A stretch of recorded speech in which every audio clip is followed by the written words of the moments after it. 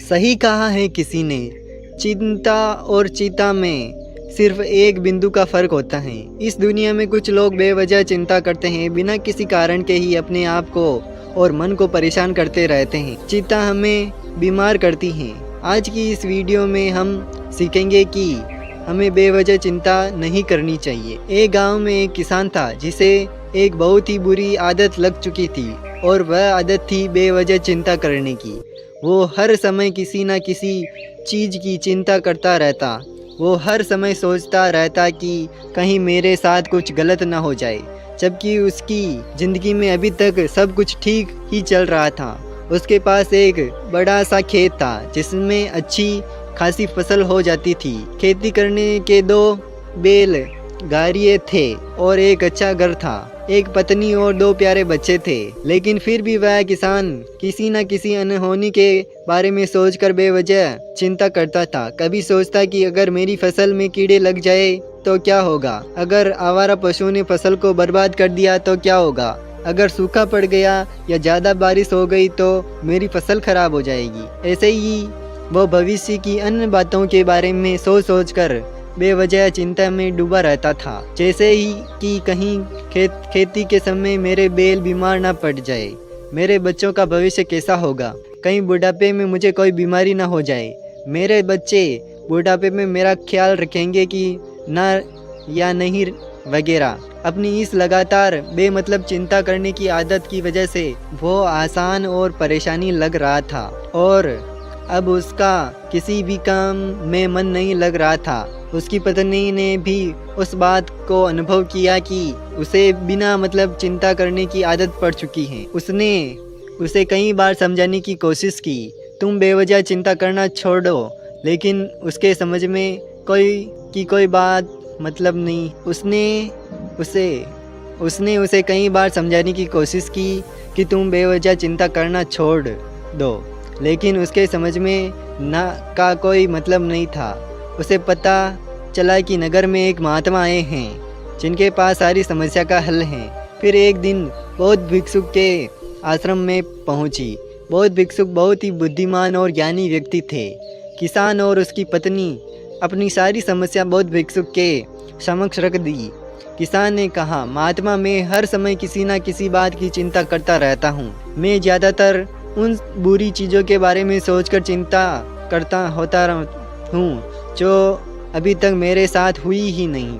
किसान की समस्या को पूरे ध्यान से सुनने के बाद बौद्ध भिक्षुक ने कहा, ठीक है, तुम दोनों कल सुबह आना और फिर मैं तुम्हें तुम्हारी समस्या का समाधान बता दूंगा। अगली सुबह जब किसान और उसकी पत्नी बौद्ध भिक्षुक के आश्रम में पहुंचे तो देखा कि बौद्ध भिक्षुक बहुत ही चिंतित अवस्था में थे। जमीन पर पालथी मारकर बैठे हुए थे और उनके सामने एक दूध से भरा गिलास रखा हुआ है। बौद्ध भिक्षुक बार बार उस दूध के गिलास की तरफ देख रहे हैं और फिर कभी अपना हाथ अपने सर पर रखते तो कभी जमीन पर। वह बहुत ही चिंतित और बेचैन दिखाई दे पड़ रहे थे। यह देखकर किसान ने पूछा, महात्मा, आप इतने परेशान क्यों लग रहे हैं? आपके समक्ष दूध रखा है, आप इसे पी क्यों नहीं लेते? महात्मा बोले, मुझे चिंता हो रही है कि कहीं इस दूध को बिल्ली ने ना पी जाए, या फिर मैं कहीं जाऊं और तो क्या पता यह दूध कहीं गिर जाए। मैं दूध को पीना तो चाहता हूं, लेकिन मेरा भी मन नहीं है। मैं तो यही सोच रहा हूं कि अगर यह दूध खराब हो गया या कोई गंदी चीज़ इस पे पड़ गई तो क्या होगा? इतना सुनकर किसान जोर जोर से हंसने लगा। किसान ने हंसते हुए कहा, इसमें इतनी चिंता करने वाली कौन सी बात है? यह दूध ही तो है। अगर इसे बिल्ली ने गिरा दिया या ये खराब हो गया या फिर किसी ने इसे पी लिया तो क्या हो गया? ये आपको दोबारा मिल जाएंगे या? और वैसे भी आपका चिंता करना बेकार है कि ना तो अभी इसे बिल्ली ने गिराया है, ना ही खराब हुआ है, और ना ही अभी इसे किसी ने पिया है, और हो सकता है कि भविष्य में ऐसा भी हो ना। किसान के मुंह से यह बात बौद्ध भिक्षुक मुस्कुराए और बोले, मैं भी तो तुम्हें यही समझाने का प्रयास कर रहा हूँ कि भविष्य की उन घटनाओं की चिंता करना व्यर्थ है जो अभी हमारे साथ हुई थी, और बहुत बड़ी संभावना है कि वो कभी होगी भी नहीं। और अगर और अगर हो भी गई तो जिस चीज़ को तुम एक बार हासिल कर सकते हो उसे तुम दोबारा भी हासिल कर सकते हो। और अगर नहीं कर पाए तो कोई बात नहीं, क्योंकि समस्याओं के आने से साथ ही उन समस्याओं का सामना करने की हिम्मत भी आपके अपने पास आ जाती हैं। यह बातें सुनने के बाद किसान को लगा जैसे किसी ने उसके गाल पर एक थप्पड़ मार दिया, उसे नींद से जगा दिया और उसे महसूस हुआ कि वो भी तो यही गलती कर रहा है। वो भी तो भविष्य की उन घटनाओं के बारे में सोच कर चिंतित हो रहा है जो अभी तक घटी ही नहीं और शायद कभी घटेगी ही नहीं। वो और फिर बौद्ध भिक्षु के चरणों में गिर गया और कहने लगा, इतनी आसानी से मुझे मेरी गलती का एहसास कराने के लिए आपका बहुत बहुत धन्यवाद, और मैं आज से पूरा प्रयास करूंगा, मैं बेवजह चिंता करना बंद कर दूंगा। जापान में एक लोकप्रिय कहावत है, अगर तुम चल रहे हो तो सिर्फ चलो, अगर तुम खा रहे हो तो सिर्फ खाओ, लेकिन एक समय में सिर्फ एक ही काम करो, चिंता न करो। इस लोकप्रिय कहावत ने के अर्थ में मुझे हैरान कर दिया, और सच कहूँ तो मुझे ऐसा लगता है कि कहावत के अर्थ में ही वो राज छुपा है, जिसे अगर किसी ने अच्छे से समझ लिया और अपने जीवन में उतार लिया तो वो चिंता के बंधन से ही हमेशा हमेशा के लिए मुक्त हो जाएगा।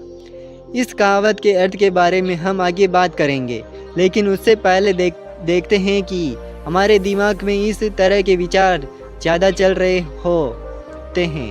पहला, क्या मैंने यह काम सही से किया? दूसरा, क्या मैं इसे और बेहतर कर सकता था? तीसरा, इसका परिणाम क्या होगा? और चौथा, लोग मेरे काम के बारे में क्या सोच रहे होंगे?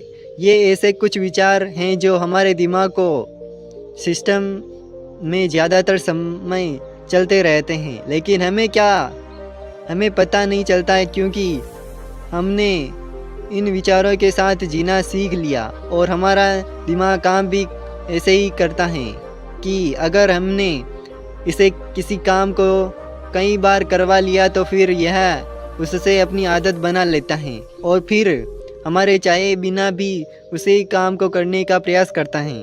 शुरुआत में तो हम किसी भी काम को अपनी इच्छा से पूरे होश उल्लास से करते हैं, लेकिन बाद में वही हमारी आदत बन जाती है और फिर हम बस बेहोशी की हालत में बिना सोचे समझे उस काम को करते चले जाते हैं। जब एक बच्चा छोटा होता है तब उसे पता नहीं होता है कि चिंता क्या होती है, लेकिन जैसे ही वो बड़ा होता है माँ बाप कहना शुरू कर देते हैं, बेटा आपको होमवर्क करना है, आपको उसकी चिंता नहीं हो रही, आपके एग्ज़ाम आने वाले हैं, आपको उसकी चिंता करनी चाहिए।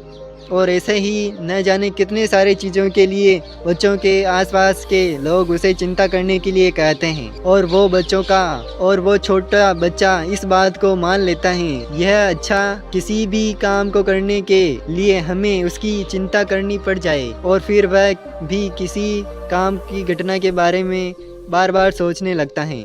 शुरुआत में तो वह यह कम जानबूझकर करता है, लेकिन धीरे धीरे उसका मन इसी अपनी आदत बना लेता है और फिर न चाहते हुए भी उसका मन एक ही विचार के बारे में बार बार सोचता रहता है और फिर वह अपनी पूरी ज़िंदगी चिंता के इस जाल में फंस कर रह जाता है।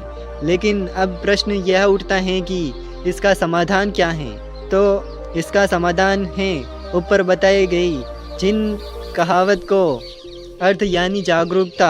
हमें अपने विचारों के प्रति जागरूक होना पड़ेगा। हमें थोड़ी देर रुककर इस बात पर ध्यान देना होगा कि कहीं हम ना चाहते हुए भी एक ही घटना के बारे में तो बार बार नहीं सोच रहे हैं। हमें पूरी जागरूकता के साथ यह देखने का प्रयास करना होगा कि पूरे दिन हमारे अंदर एक इस तरह के विचार उठते रहें। अब आप पूछ सकते हैं केवल जागरूकता क्या करेगी? मैं कहता हूँ यह काफ़ी है। यह मन को शांत करने के लिए पर्याप्त है, मन को अपने स्वभाव का एहसास करने के लिए पर्याप्त है, और जीवन में जागरूकता लाने का सबसे आसान तरीका है ध्यान करना। ध्यान करने के दौरान अपने विचारों पर ध्यान दें, और जब आप पूरी जागरूकता के साथ अपने विचार पर ध्यान देना शुरू कर देंगे तब आप पाएंगे कि आपके मन में चलने वाले गैर जरूरी विचार एक एक करके अपने आप ही गायब होने शुरू हो जाएंगे, और फिर आप एक आनंदित और शांत जीवन अनुभव कर पाएंगे। बाकी अगर ओवर थिंकिंग क्वेश्चन आपको अच्छी लगी तो कमेंट करके ज़रूर बताइए। धन्यवाद।